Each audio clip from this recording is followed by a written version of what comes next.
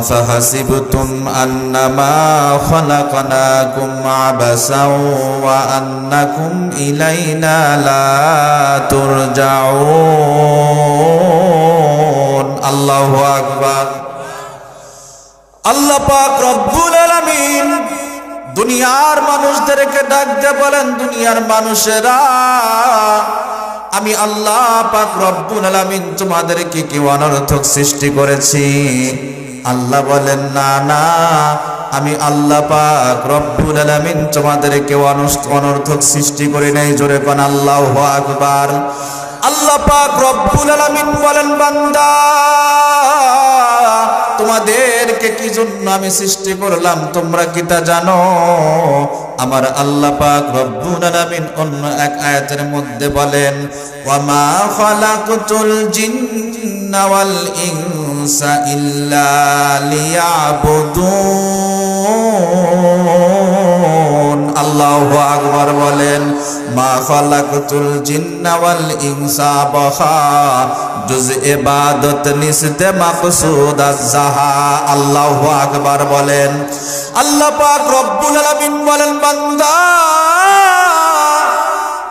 এই দুনিয়ার ভিতরে সূর্য আমি বানাইলাম, চন্দ্র আমি বানাইলাম, গ্রহ নক্ষত্র আমি আল্লাহ পাক রব্বুল আলামিন বানাইলাম, নদ নদী আমি আল্লাহ পাক রব্বুল আলামিন বানাইলাম, গাছপালা আমি আল্লাহ পাক রব্বুল আলামিন বানাইলাম, ফল ফলাদি আমি আল্লাহ পাক রব্বুল আলামিন বানাইলাম। বান্দারে,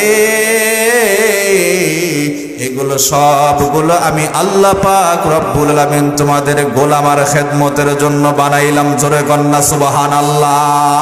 আল্লাহ পাক রব্বুল আলামিন বলেন, এমন কোন জিনিস নাই যেই জিনিস আমি আল্লাহ পাক রব্বুল আলামিনের কাছে নাই। জোরে বলেন ঠিক না ঠিক?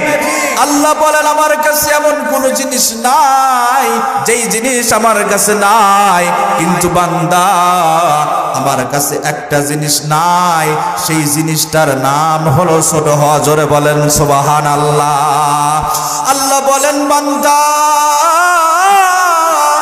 তোমার মাথার চুল থেকে নিয়ে পা পর্যন্ত যত জায়গা আছে, ওই জায়গার মধ্যে আমি আল্লাহ পাক রব্বুল আলামিন একটা দামি জায়গা বানাইলাম, যেই জায়গার নাম হলো কপাল। জয় বলেন, যেই জায়গার নাম হলো কপাল। ওই জায়গার মধ্যে একটা জায়গা আছে বাবা, ওই জায়গাটা দিয়া যখন নাকি আমি আল্লাহ পাক রব্বুল আলামিনের কাছে যখন সিজদা করো, বান্দা, আমি তোমার কাছ থেকে কিছুই চাই না। আমি আল্লাহ পাক রব্বুল আলামিনের কাছে একটা জিনিস নাই, সেই জিনিসটার নাম হলো সিজদা, ছোট হওয়া। বান্দা, তুমি সবগুলো খাও, কোনো হিসাব নেব না, কিন্তু আমি আল্লাহ পাক রব্বুল আলামিন বিনিময়ে তোমাদের কপালের সিজদা আমি আল্লাহ পাই। জোরে কন্না সুবহানাল্লাহ। হর লাহজা হে মুমিন কি नहीं शान नहीं आन, गुफ्तार ও किरदार में अल्लाह की बुरहान। জোরে জোরে কন্না আল্লাহু আকবার। আল্লাহ পাক রব্বুল আলামিন বলেন, আফাহাসিবতুম আন্নামা খালাকনাকুম আবাসা ওয়া আন্নাকুম ইলাইনা লা তুরজাউন। আল্লাহু আকবার বলেন, বান্দারে 60 বছর হায়াত নিয়ে দুনিয়াতে পাঠাইলাম, 70 বছর হায়াত নিয়ে তোমারে আমি বানাইলাম। আমার আল্লাহ পাক রব্বুল আলামিন বলেন, বান্দা, তোমার তো অহংকার করার কিছুই নাই। আল্লাহ পাক রব্বুল আলামিন বলেন, কাইফা তাকফুরুনা বিল্লাহ। আল্লাহু আকবার বলেন, কাইফা তাকফুরুনা বিল্লাহ ওয়া কুনতুম আমওয়াতান فأحياكم ثم يميتكم ثم يحييكم ثم إليه ترجعون। আল্লাহু আকবার বলেন, মৌত को समझा है गाफिल इख्तिताम जिंदगी, मौत को समझा है गाफिल इख्तिताम जिंदगी, दर हकीकत मौत के है इब्तिदाए जिंदगी, दर हकीकत मौत के है इब्तिदाए जिंदगी ए चमन सहरा भी होगा ए खबर बुलबुल को दो लिल्लाहे तकबीर ए चमन सहरा भी होगा ए खबर बुलबुल को दो ताकि अपनी जिंदगी को सोच कर कुर्बा करे ताकि अपनी जिंदगी को सोच कर कुर्बा करे यहाँ हम सब मुसाफिर हैं यहाँ हम सब मुसाफिर हैं वही आखिर ठिकाना कोई आगे रवाना है कोई पीछे रवाना कोई आगे रवाना है कोई पीछे रवाना जोरे जोरे बोलें ना अल्लाहु আকবার আল্লাহ পাক রব্বুল আলামিন দুনিয়ার মানুষেরা আমি আল্লাহ পাক রব্বুল আলামিন তোমাদেরকে 60 বছর 70 বছর কারো হায়াত দিয়া দিলাম এই পৃথিবীর ইতিহাসে শোনেন নাই 200 বছরের উপরে মানুষ বাঁচছে জোরে বলেন ঠিক না ঠিক আল্লাহ পাক রব্বুল আলামিন বলেন বান্দা তোমাদেরকে অনর্থক আমি বানাই নাই যেমনে ইচ্ছা তেমনে তুমি খেলবা তোমাদেরকে অনর্থক বানাই নাই আমি আল্লাহ পাক রব্বুল আলামিন তোমাদেরকে বানাইছি ইবাদত বন্দি করার জন্য আর তোমরা কোনোদিন ধারণা করবা না বান্দা তোমাদেরকে দুনিয়াতে ছেড়ে দিয়েছি তার মানে তোমরা কোনোদিন আর ধরা দেবে না ঠিক না কাগজ কাটকার ঘুড়ি বানাকার ঘুড়ি উড়া আসমান মে गोरी बेचारा किया करेगा रस्सी मेरा हाथ में अल्लाहु আকবার জোরে বলেন আকাশে যখন নাকি ঘুড়ি যখন নাকি অনেক দূর উঁচু পর্যন্ত উঠে যায় ঘুড়ির একটা লেজ থাকে তখন লেজ লড়াইতে থাকে আর বলতে থাকে মালিক আমি অনেক দূর উঁচার মধ্যে উঠে গেছি আমারে আর তুমি জীবনে কোনোদিন আর নিচে নামাইতে পারবা না ধরতে পারবা না ঠিক না ঠিক মালিক তখন বলে যতই তুমি উপরে ওঠো না কেন যতই তুমি লেজ নাড়াইতে থাকো আর বুঝাইতে থাকো সন্ধ্যাবেলায় যখন নাকি মেঘ যখন কালো হয়ে যায় যখন নাকি বিজলি যখন নাকি চমকানো শুরু হয়ে যায় মালিক তখন দুই হাত দিয়া জোরে সোরে তাড়াতাড়ি টানে নিচের দিকে নামায় কি নামায় না আল্লাহ বলেন তোমাকে দুনিয়ার ভিতরে হায়াত দিলাম 60 বছর তোমারে আমি স্বাধীনতাও দিয়ে দিলাম তোমার সামনে জান্নাতের রাস্তা আমি কোনটা সেটাও বলে দিলাম তোমার সাথে তোমার সামনে জাহান্নামের রাস্তা কোনটা সেটাও আমি তোমার সামনে দিয়ে দিলাম বান্দা তুমি জান্নাতের রাস্তা তুমি অবলম্বন করবা তোমার স্বাধীনতা দিয়ে দিলাম জাহান্নামের রাস্তা অবলম্বন করবা সেটারও স্বাধীনতা আমি আল্লাহ দিয়ে দিলাম তার মানে এটা না আমি তোমাদেরকে কোনোদিন আর ধরতে পারবো না ঠিক না ঠিক জোরে বলেন নমরুদ কত বড় ক্ষমতাধর ছিল সাদ্দাত কত ক্ষমতাবান ছিল ফিরআউন হামান কত বড় ক্ষমতাওয়ালা ছিল আল্লাহ পাক রব্বুল আলামিন প্রত্যেককে ঢিল দিয়েছিলেন ছেড়ে দেন নাই জোরে গান ঠিক না ঠিক আমাদের সমাজের মধ্যে কিছু এই জাতীয় মানুষ আছে না নাই জোরে বলে মুসলমান ইমানদার আল্লাহর গোলাম তিলাওয়াতকৃত আয়াতের ভিতরে এবার ফিরে যাই আমার আল্লাহ বলেন বান্দা দুইটা জিনিস যদি তুমি করতে পারো আমি আল্লাহ পাক রব্বুল আলামিন কয়টা পুরস্কার দেব জোরে বলেন কয়টা পুরস্কার দুইটা পুরস্কার এক নাম্বার কাজ হলো ঈমান ঈমান হলো আমলের জন্য প্রাণ জোরে বলেন ঠিক না ঠিক মিষ্টির কাপকে শাশুড়িরা অতক্ষণ পর্যন্ত শোকেস আর আলমারি আর ফ্রিজের মধ্যে হেফাজতের ভিতরে রেখে দেয় যতক্ষণ পর্যন্ত ওই মিষ্টির কাপের ভিতরে মিষ্টি থাকে জোরে বলেন ঠিক না ঠিক একটু জিকির করে লা ইলাহা জোরে লা ইলাহা সবাই একসঙ্গে লা ইলাহা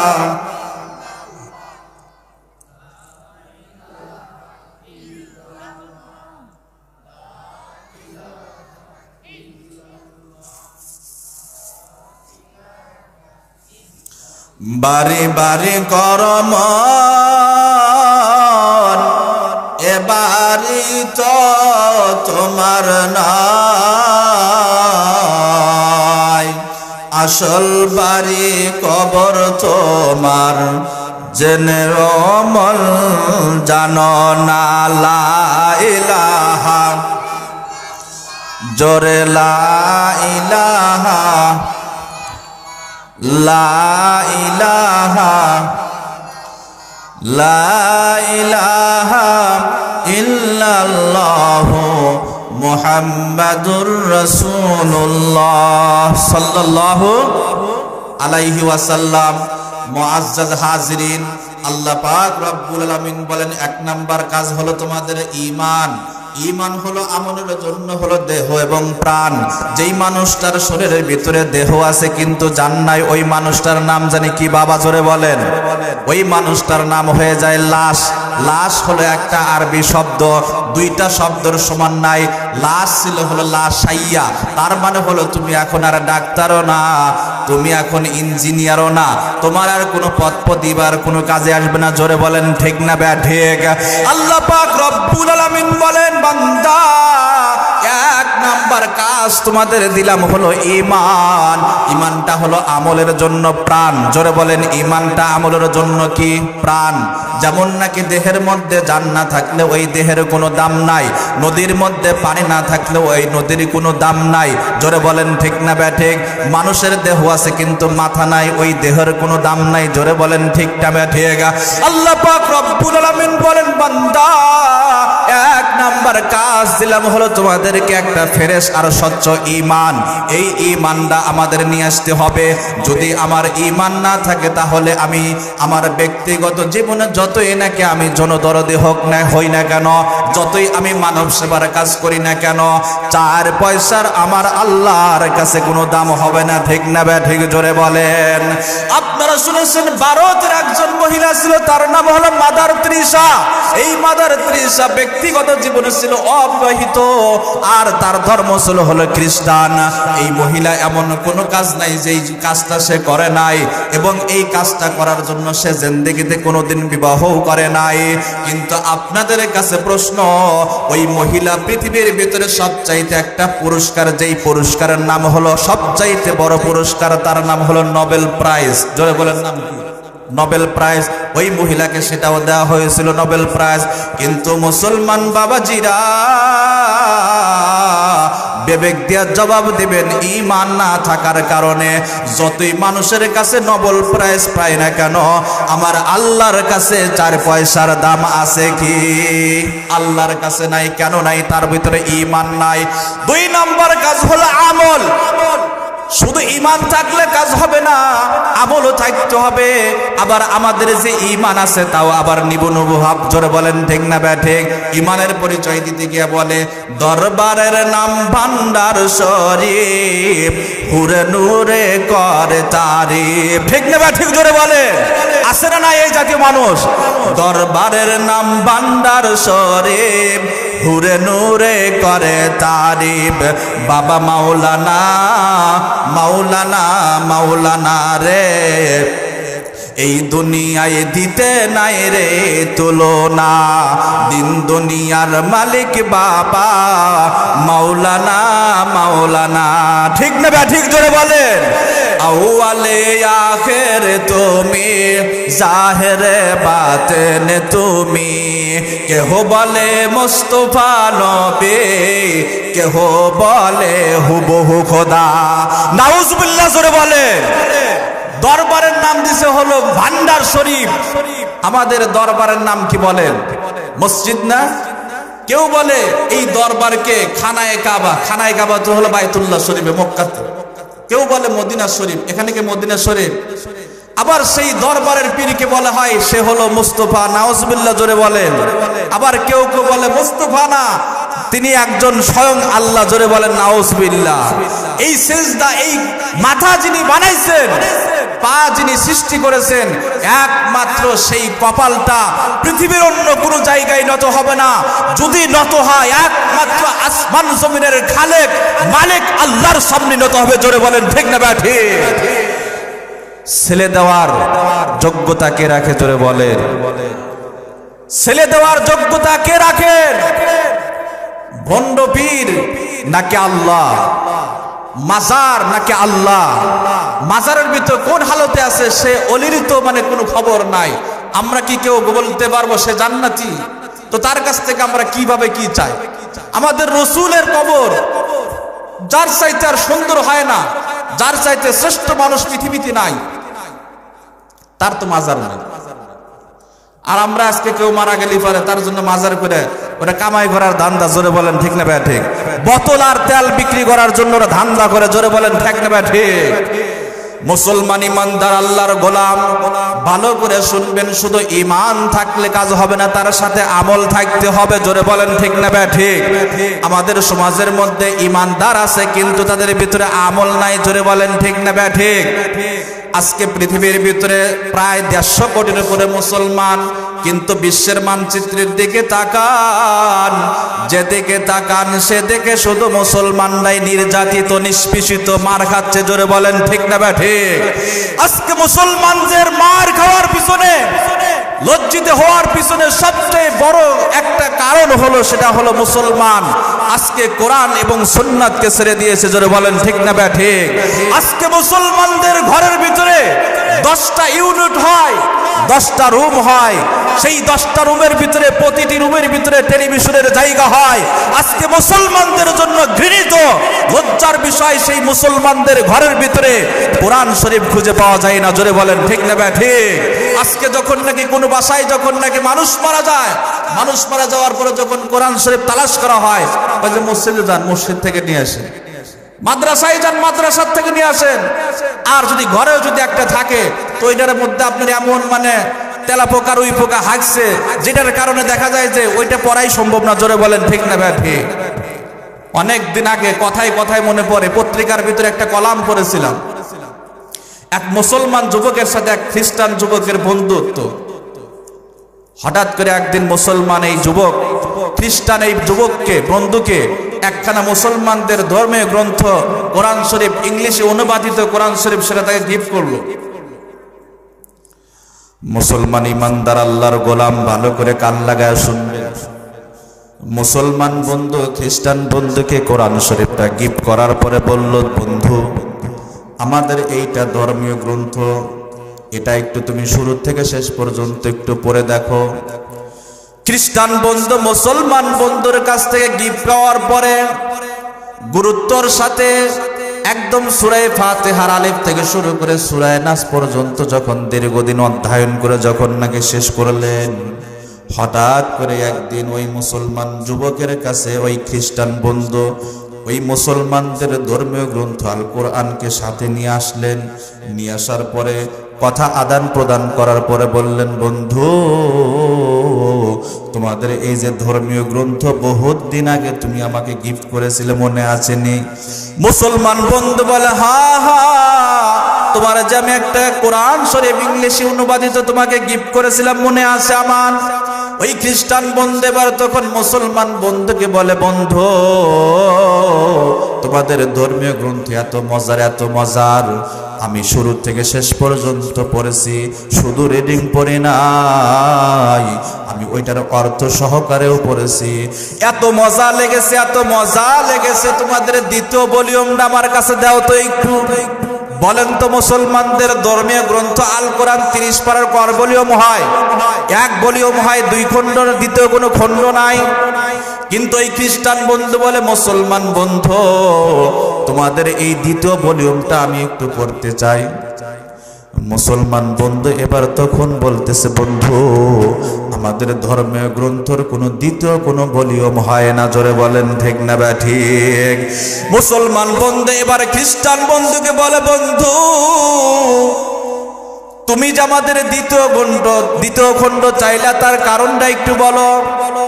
ওই খ্রিস্টান বন্ধু সেই দিন উত্তর করেছিল, বন্ধু শুধু এই কোরআনকে আমি শুধু পড়ি নাই আর অনুবাদ পড়ি নাই, আমি প্রত্যেকটি লাইন পড়েছি। আর তোমার গল্পে এক বিশাল বড় তাফসিরুল কোরআন মাহফিলের আজকের অত্যন্ত শ্রদ্ধাভাজন সম্মানিত সভাপতি কাজী মাওলানা আতর রহমান, আরবি প্রভাষক, ময়নাকুটি সিনিয়র মাদ্রাসা ও খতিব, তালপট্টি রহমানিয়া কেন্দ্রীয় জামে মসজিদ, রংপুর। আজকের এই মাহফিলের বিশেষ অতিথিবৃন্দ, আমন্ত্রিত অতিথিবৃন্দ, সামনে বসা পিতৃ সমতুল্য মুরব্বিয়ান নিজাম, যুবক ভাইয়েরা, পর্দার আড়ালে অবস্থানরত পর্দানিশীন মা ও বোনেরা, প্রথমে আমরা সেই মহান রব্বুল আলামিনের আলিশান দরবারে শুকরগুজার হচ্ছি যে মহান রব্বুল আলামিন আমাদের হায়াতকে দীর্ঘায়ু করে আজকের এই মুহূর্ত সুস্থ সবল রেখে দুনিয়ার সমস্ত ঝামেলা থেকে ফারেক করে রহমতি বরকতি জান্নাতি সামিয়ানের নিচে ওলামায়ে কেরামের সান্নিধ্যে গভীর রজনীতে বসে কোরআন হাদিসের কিছু কথা শোনা ও বলবার জন্য যে আল্লাহ তাআলা তৌফিক দান করলেন, সে মহান রব্বুল আলামিনের আলিশান দরবারে সকলেই দিল থেকে মহাব্বত নিয়ে কালেমাতুশ শুকর আদায় করি। সকলেই জবান খুলে পড়ে আলহামদুলিল্লাহ। আজকের এই মাহফিলের প্যান্ডেলে বসতে পেরে কে কে নারাজ হয়েছেন? আমরা আজকের এই মাহফিলে আসতে পেরে খুশি না বেজার? জোরে বলেন, খুশি না বেজার? খুশির আওয়াজ আসতে হয় না জোরে হয়?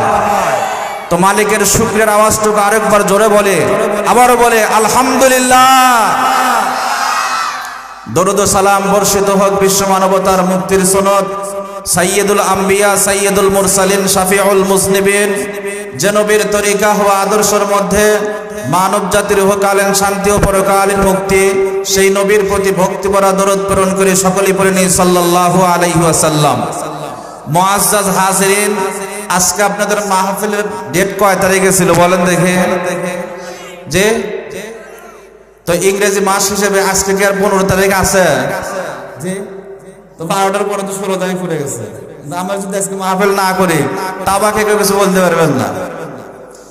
এখন হলো একদম পূর্ণ ঘুমের সময়। এই যে মুরব্বী বাবা, আমার আব্বার বয়সের থেকে কমপক্ষে 10 বছর বেশি হবে, তো ওনার জন্য তো কষ্ট হবে। এরকম বহুত মানুষ আছে যেই মানুষগুলো বয়ান শেষ করার পরে যখন নাকি ঘুমাইবে, শরীর তো সবারই ক্লান্ত, দেখবেন শয়তান সুন্দর করে আস্তে আস্তে ল্যাপের ভিতরে গিয়ে পা টিপতে শুরু করবে। আপনার যদি আজানের আগ পর্যন্ত ঘুম নাও ধরে, দেখবেন যখন আজান দিছে উঠবেন ভাব, তখনই দেখবেন যে কেমন জানি ঘুম, আধা ঘন্টার ঘুম মনে হয় 3 দিনের ঘুম। জোরে বলেন ঠিক না ভাই?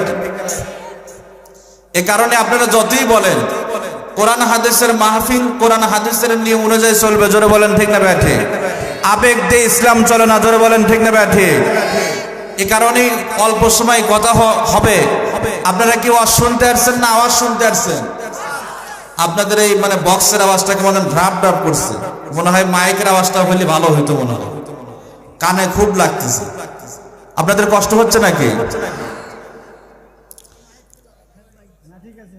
তো আমি আপনাদের সামনে এখানে তাফসিরুল কোরআন মাহফিল, আমি আপনাদের সামনে পবিত্র কালামুল্লাহ শরীফ থেকে সূরা নাহাল, এই সূরা নাহালের 97 নম্বর আয়াত তেলাওয়াত করেছি। নাহালুন মানে হলো মধু। এই সূরার ভিতরে আল্লাহ পাক রব্বুল আলামিন মৌমাছির আলোচনা করেছেন, এই কারণে এই সূরার নাম রাখছেন নাহাল। সূরাতুল বাকারা, ওর ভিতরে গাভীর আলোচনা আছে, এই কারণেই তার নাম রেখেছেন সূরাতুল বাকারা। সূরাতুল আনকাবুত, আনকাবুত মানে মাকড়সা, ওই সূরার ভিতরে যেহেতু মাকড়সার কথা আলোচনা আছে, এ কারণে এই সূরার নাম রাখছেন কি দিয়া? আনকাবুত করে। এভাবে প্রত্যেকটা সূরার কি আছে? কারণ রয়েছে, কি কারণে তার নাম রাখা হয়েছে। তো আমি আপনাদের সামনে যে আয়াত কারিমা তেলাওয়াত করেছি, সেই আয়াতটি হলো সূরা নাহালের 97 নম্বর আয়াত।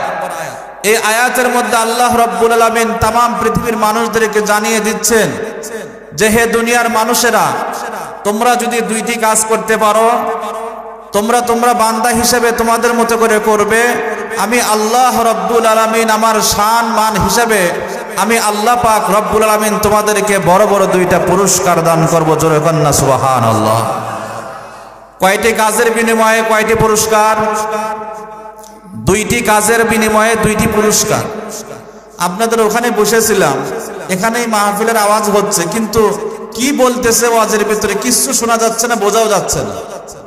এত টাকা খরচ করলেন, আসলে তো মানে এই সমস্ত মাহফিল আমাদের আকাবের ও আসলাফ বুজুর্গরা কি জন্য করেছেন, এটারও অবশ্যই একটা কারণ ছিল। আপনাদের গ্রাম খুঁজলে পাওয়া যাবে না 2জন 4জন মাদ্রাসার ভিতরে পড়াশোনা করে কোরআন হাদিস নিয়ে সবসময় ব্যস্ত থাকে। দেখবেন 98% মানুষ দেখবেন অন্য কাজে ব্যস্ত। পুরা গ্রাম খুঁজলে 2 জন 4 জন মানুষ পাওয়া যাবে তারা মাদ্রাসায় কোরআন হাদিসের লেখাপড়া করে। বাকি 98% মানুষ কি করে? কেউ কৃষি কাজে ব্যস্ত, কেউ চাকরি বাকরিতে ব্যস্ত, কেউ আপনার ব্যবসা বাণিজ্যতে ব্যস্ত।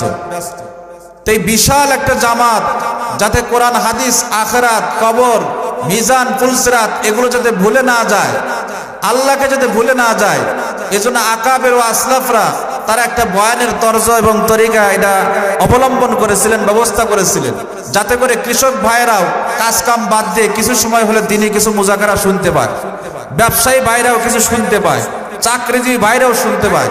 কিন্তু বর্তমানে এইটাকে ইন্তেজামিয়া যেমন হয়েছে, বক্তা ওরকম খুঁজে পাওয়া যায়। জোরে বলেন ঠিক না ভাই? ঠিক। আজকে ওয়াজের মাহফিলে কেন মানে 26 ইঞ্চি বক্তা আসবে? ওয়াজের মাহফিলে কেন এরকম মানে ছোট শিশু আসবে? ওয়াজ করবে ইনারা, ওয়াজ করবে কোরআন হাদিসের যারা বিজ্ঞ তারা। ওই সমস্ত 36 ইঞ্চি, 26 ইঞ্চি, 24 ইঞ্চি যেগুলো নাটক করার জন্য আসে, ওই সমস্ত বক্তাদের ইউটিউব খুলে দেখেন তো কোনো ওয়াজ খুঁজে পান না আপনারা? কোনোদিন খুঁজে পাইবেন না। এই স্টেজ থেকে দৌড়ায় গেল নাটক, ধরে নে, ধর ধর ধর ধর ধর, এটা কি ওয়াজ হইল? কিছু ওয়াজ খুঁজে পাইবেন না আপনারা। তাফসীর করার মাহফিলের নাম দিয়ে একটা আয়াত বলে, কিন্তু অর্থ না আরেকটা। আছে না? জোরে বলে। এ কারণে আপনাদের সামনে আমি একটি আয়াত পড়েছি। আল্লাহ রাব্বুল আলামিন যদি আমাকে তৌফিক দান করেন, ও আয়াতকে নিয়েই সামনে কিছু কথা বলবো। আপনারা শুনতে রাজি আছেন তো ইনশাআল্লাহ? যে যারা আখেরি বয়ান পর্যন্ত থাকবেন, শেষ বয়ান পর্যন্ত মোনাজাত হবে, যেই মোনাজাতের ভিতরে আপনার মৃত বাবা মার জন্য দোয়া হবে, এলাকাবাসীর মরহুমদের জন্য দোয়া হবে।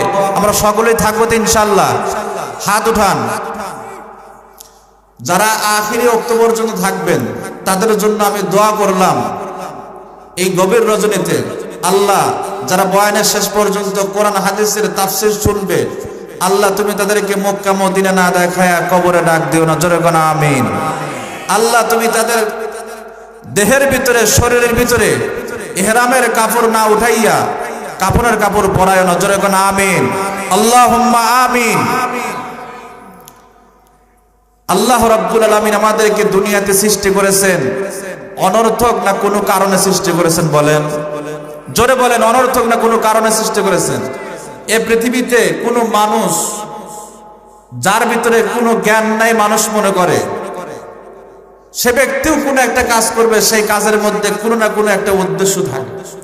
আজকে যারা নাকি এই মাহফিল যারা সাজাইছেন, এদের একটা মাকসাদ আছে। যারা শ্রোতা আপনারা এখানে এসেছেন, তাদের একটা মাকসাদ আছে। যারা বক্তা এসেছেন, তাদের একটা মাকসাদ আছে। সকলেরই একটা মাকসাদ আছে। আল্লাহ যে আমাদেরকে বানাইছেন, আল্লাহর কি কোনো মাকসাদ নাই? জোরে বলেন, আছে না নাই? আল্লাহ নিজেই প্রশ্ন করে নিজেই জবাব দিচ্ছেন। শুনবেন কি? আল্লাহ বলেন,